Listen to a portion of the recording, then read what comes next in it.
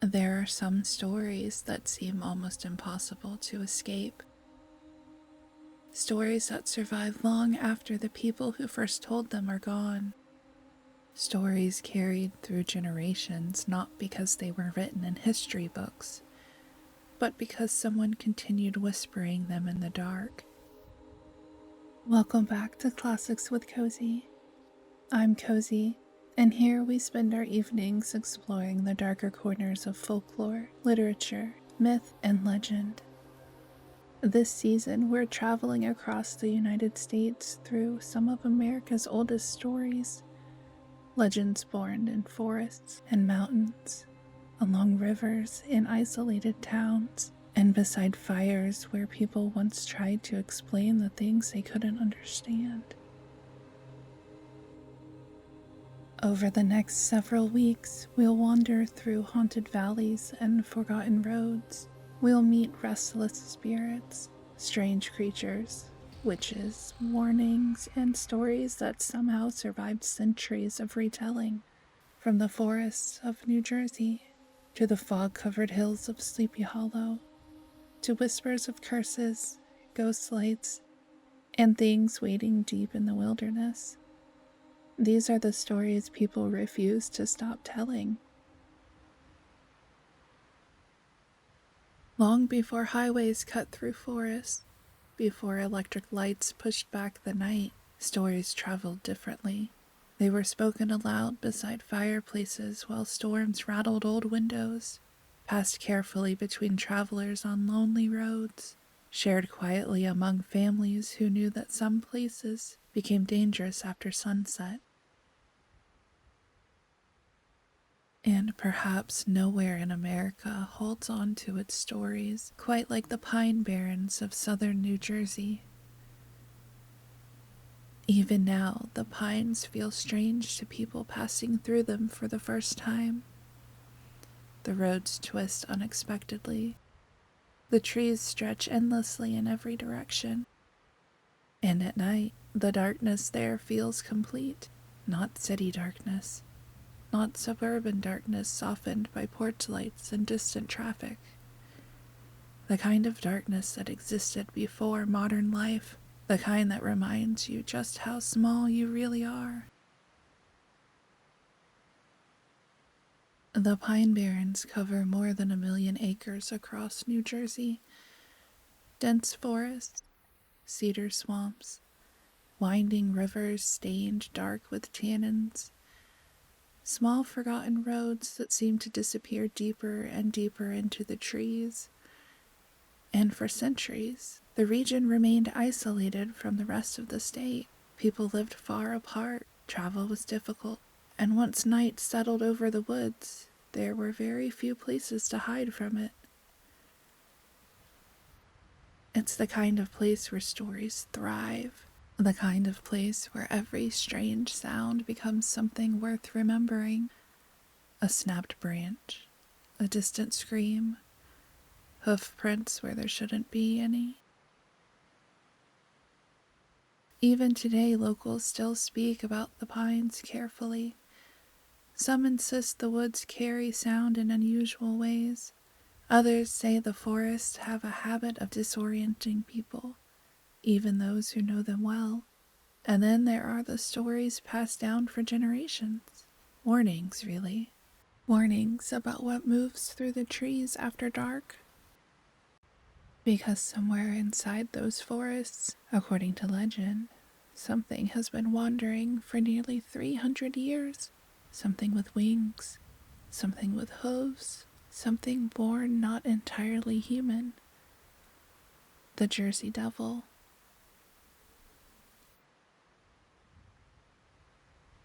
Most versions of the legend begin sometime in the early 18th century. Colonial New Jersey was a very different place then. The land was rough, winters were harsh, many settlements remained small and isolated from one another, separated by miles of wilderness. Life was difficult enough without superstition, but superstition found its way into nearly everything. Illness, storms, crop failure, death. If something couldn't be explained, people often searched for meaning in the supernatural, and in the Pine Barrens, where isolation and fear already lingered heavily over daily life, stories spread easily. According to the most famous version of the tale, there lived a woman known as Mother Leeds. Very little about her is ever described consistently. Some say she was poor. Others describe her as exhausted, overwhelmed by hardship and too many mouths to feed. But nearly every version agrees on one detail. By the time the story begins, she already had 12 children.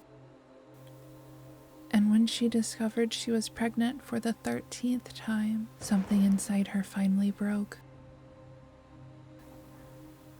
The night the child was born, a storm reportedly moved across the pines. Rain hammered against rooftops. Wind shook the trees outside. Candles flickered weakly against the darkness pressing in around the house. And somewhere inside that small colonial home, Mother Leeds went into labor. Some versions of the story claim neighbors gathered to help with the birth. Others say family members stood nearby listening to the storm outside while waiting for the child to arrive. But according to legend, before the baby was born, Mother Leeds cried out in frustration and despair, "Let this one be the devil."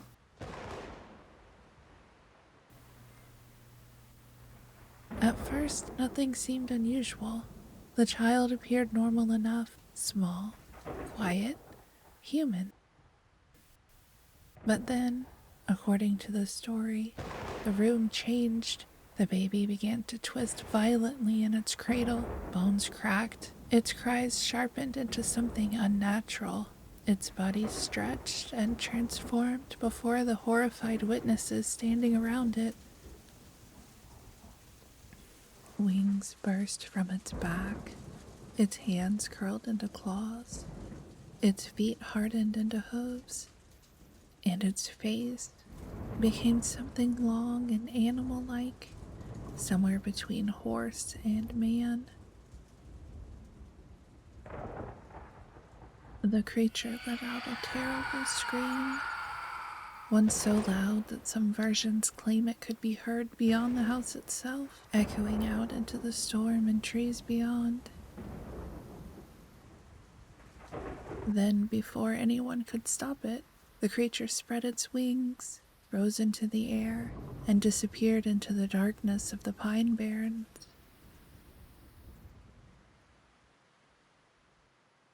And according to the legend, it never truly left.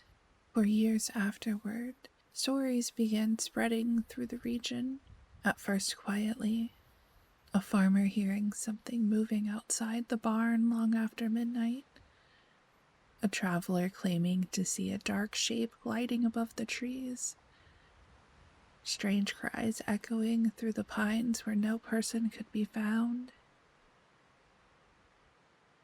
And like many stories carried through isolated communities, details shifted depending on who was telling them. Some described the creature as enormous. Others insisted it moved unnaturally fast. A few claimed its eyes glowed red in the dark. And nearly everyone agreed on one thing. Whatever they had seen, it did not look entirely human. The Pine Barrens themselves seemed to help the story grow. During the day, the forest could appear peaceful enough, sunlight filtering through cedar branches, narrow roads winding past old streams and forgotten towns. But at night, the pines became something else entirely.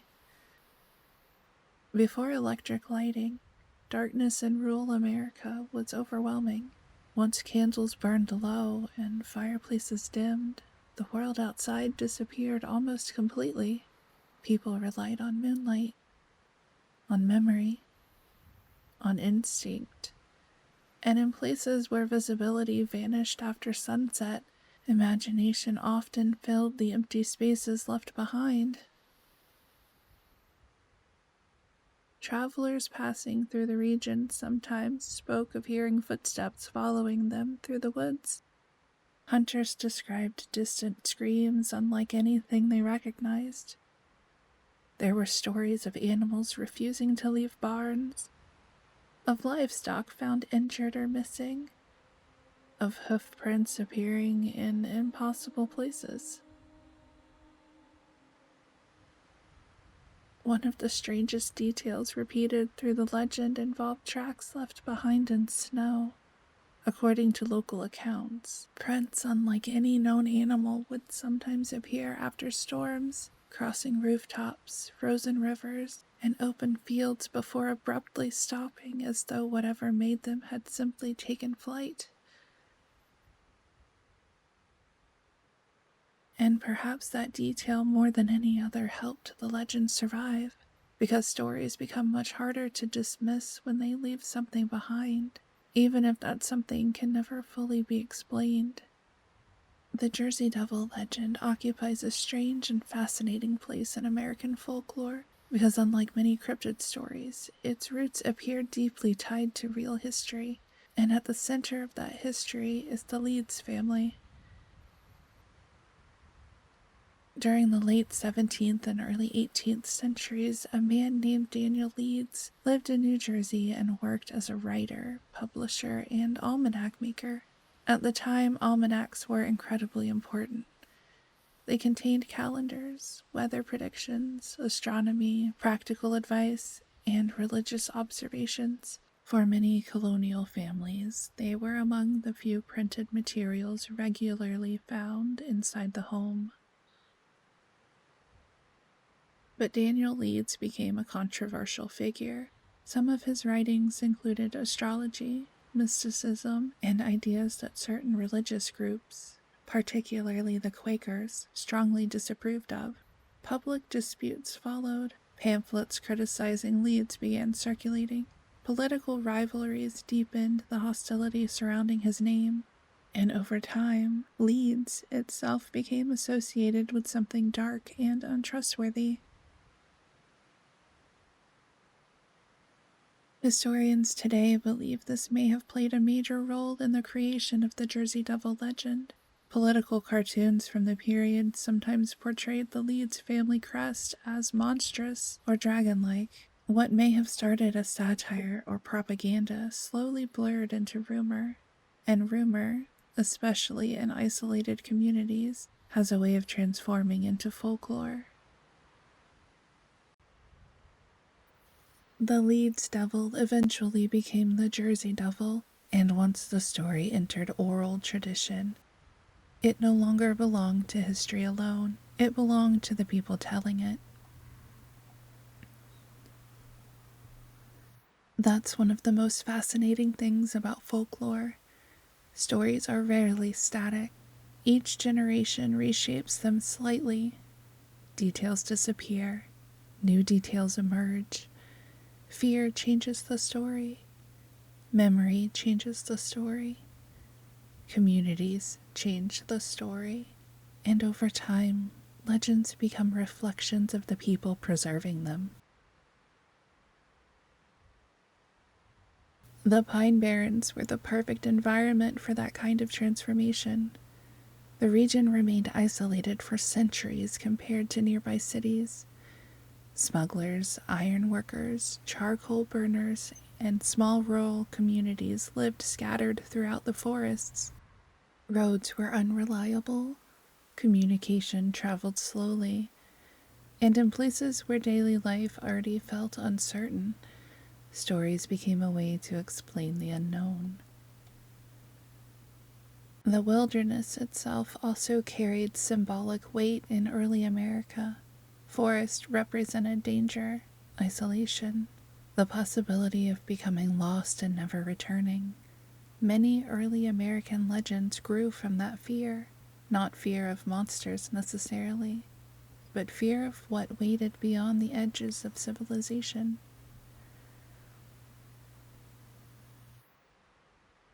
And the Jersey Devil fit perfectly into that world. A creature born from wilderness, storm, superstition, and isolation. something impossible to fully prove, but equally impossible to fully erase. By the 19th century, stories about the Jersey Devil had spread far beyond the Pine Barrens themselves. Newspapers occasionally printed strange reports connected to the creature. Travelers carried stories across state lines, and what may once have been local folklore slowly became part of wider American legend. But perhaps the most famous wave of sightings occurred in January of 1909, and while this falls slightly outside the historical period we've focused on tonight, the panic itself reveals just how deeply rooted the legend had already become. For 1 week, newspapers throughout New Jersey and Pennsylvania exploded with reports of encounters. People claimed to see a winged creature crossing roads and rooftops. Footprints appeared in snow across multiple towns. Schools reportedly closed. Factories sent workers home early. Some residents refused to leave their homes after dark. One newspaper described strange tracks leading across rooftops and over fences without interruption. Another reported terrified witnesses hearing shrieks in the night. Police officers, business owners, and ordinary residents all claimed encounters. Whether those reports were genuine, exaggerated, or fueled by mass hysteria remains unclear, but the fear itself was very real. And maybe that's what matters most in folklore. Not whether every story is factual, but whether enough people believed it long enough for the legend to survive. Because once fear enters a community, stories spread quickly, especially stories that already feel familiar. So what exactly explains the Jersey Devil? Over the centuries, theories have ranged from practical to supernatural. Some researchers believe the sightings may have involved misidentified animals. The Pine Barrens are home to creatures capable of making genuinely unsettling sounds at night. Foxes scream in ways many people find almost human. Owls produce low calls that echo strangely through forests. And sandhill cranes, with their long necks, broad wings, and unusual silhouettes, have often been suggested as possible inspiration for parts of the legend.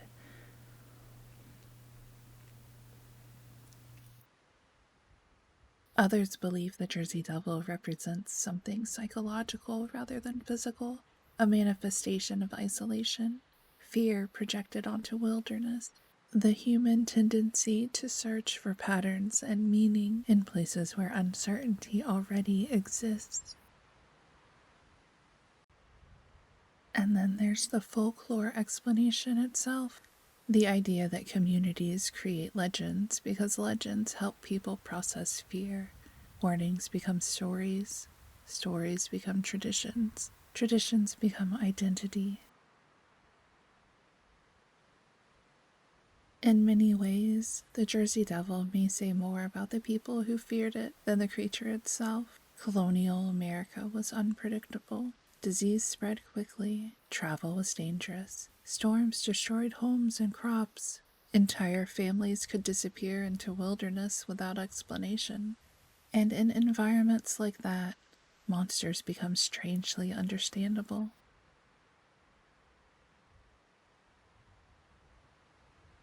But even now, despite every rational theory, sightings still occasionally appear.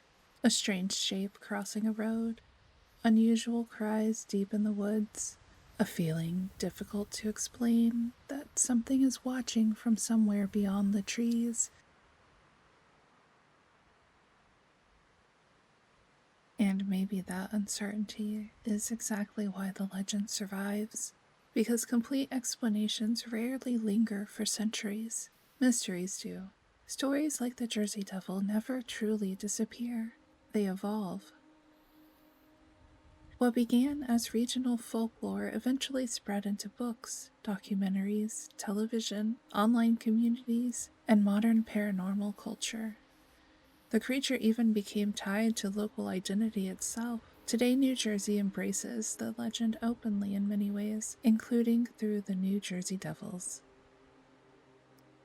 But underneath the merchandise, tourism, and modern retellings, the heart of the story remains surprisingly old, because the Jersey Devil taps into fears that still feel familiar today.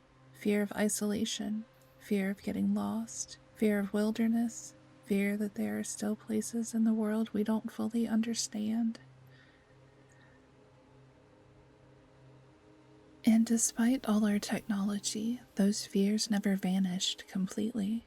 There's a reason wilderness horror still resonates in modern storytelling, a reason forests continue appearing in ghost stories, films, and folklore. Deep down, many people still feel uneasy in places where human control disappears. Maybe legends survive because they give shape to emotions we struggle to explain otherwise: grief, fear, loneliness, the uncomfortable feeling that not everything can be neatly understood. And perhaps that's why the Jersey Devil continues to linger after nearly 3 centuries. Not because everyone believes the creature exists, but because the story itself still feels alive.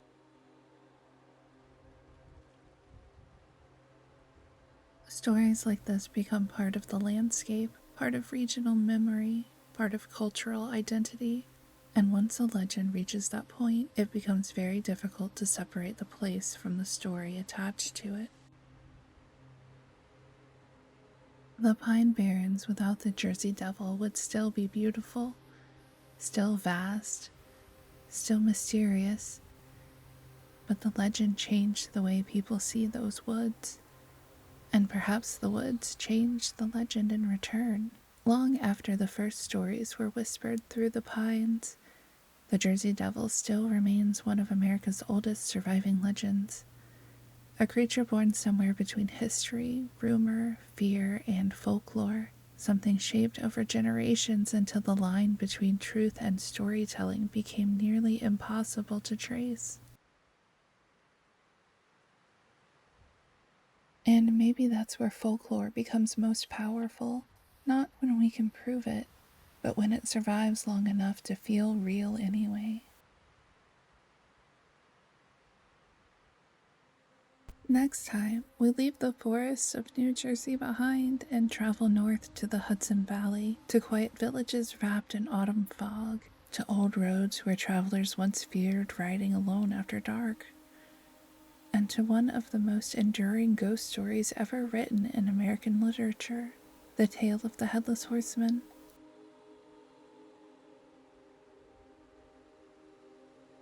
Thank you for spending part of your evening here with me. If you enjoyed tonight's episode of Classics with Cozy, you can follow the podcast for future journeys through folklore, literature, myth, and legend. And remember, some stories disappear with time, others simply wait for someone willing to tell them again. Until next time, keep the lantern lit.